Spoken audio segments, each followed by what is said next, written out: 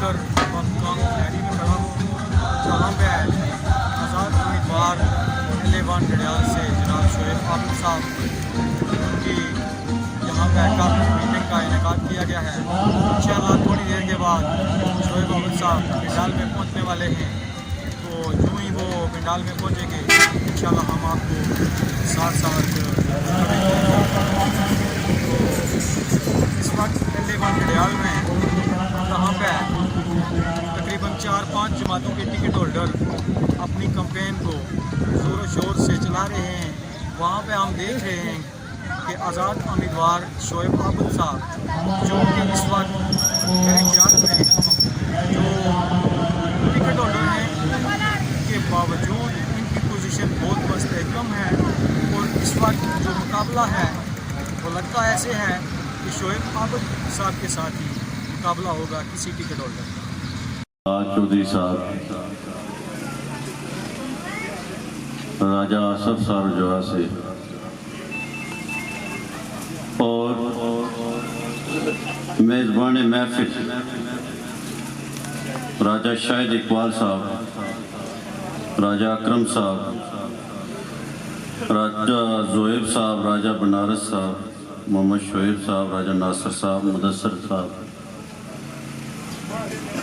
और जितने भी यहाँ पंडाल में तशरीफ़ फरमा मेरे आप बुज़ुर्ग नौजवान भाई बैठे हैं, सब मेरे लिए काबिल एहतराम है और मैं सबका दिल की अथाह गहराइयों से शुक्रगुज़ार हूँ।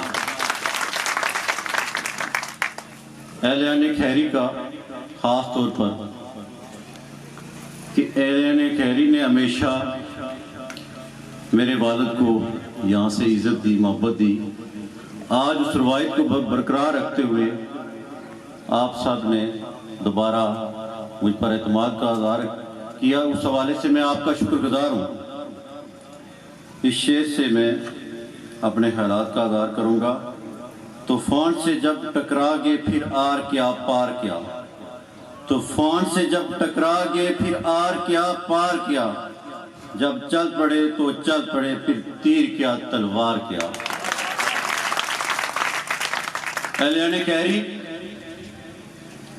मैं यहाँ पर आपके पास ये बताने आया हूँ कि मैंने अपने आप को आपके सामने एज ए उम्मीदवार असम्बली पेश कर रहा हूँ। आज यहाँ पर राज शौकत साहब बनकर से बैठे तारक साहब, मैं माफ़ में इनका नाम नहीं ले सका। मैं बात कर रहा था कि मैं इस सियासत के मैदान में आपकी आवाज बनने आया हूं, मैं गरीब की आवाज बनने आया हूं, मैं दबे हुए लोगों को, दबे हुए जो बुजुर्ग नौजवान हैं उनको बाहर निकालने आया हूं। इस सिस्टम के खिलाफ मैं खड़ा हुआ हूं। ये सिस्टम जो पिछले 50 साल से आपने बेशुमार नुमाइंदे असेंबली में भेजे, लेकिन आप आज भी वहां पर खड़े हैं। आज भी इजारादारी यहां पर कायम है। मैं हर जगह ये बात करता हूं, मैं अपने मंशूर की बात करता हूं। मेरी मंशूर की तरजीह है बल्दियाती इलेक्शन। ये जो नुमाइंदे जो पिछले 50 साल से कई रूप बदलकर, जमातें बदलकर आपके सामने आते हैं एज उम्मीदवार बनकर, और आप उनको असेंबली में भेजते हैं और ये आपको आपके राइट्स नहीं देते। आगे राजा हबीबुल्लाह साहब ने थोड़ी बात की कानून साज असेंबली की।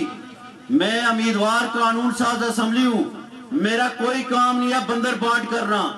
अगर मैं असेंबली में जाता हूं तो मुझे वो कानून साजी करनी चाहिए जिससे आपके मसाइल हल हो सके। आज भी आपके बुनियादी मसाइल हल नहीं हुए। फंड की जो ये बंदर बांट करते हैं, ये इनका कोई अख्तियार नहीं है। मैं जब बल्दियात के अदारे का वाइस चेयरमैन आज से 1.5 साल पहले बनकर गया तो वहां पूछा कि अख्तियार क्या है, तो पता चला बलदियाती अदारों के तमाम अख्तियारात MLA के हैं। बाकी अख्तियारात का पता पूछा तो किसके पास है, तो इस नतीजे पर पहुंचा वो MLA के पास है।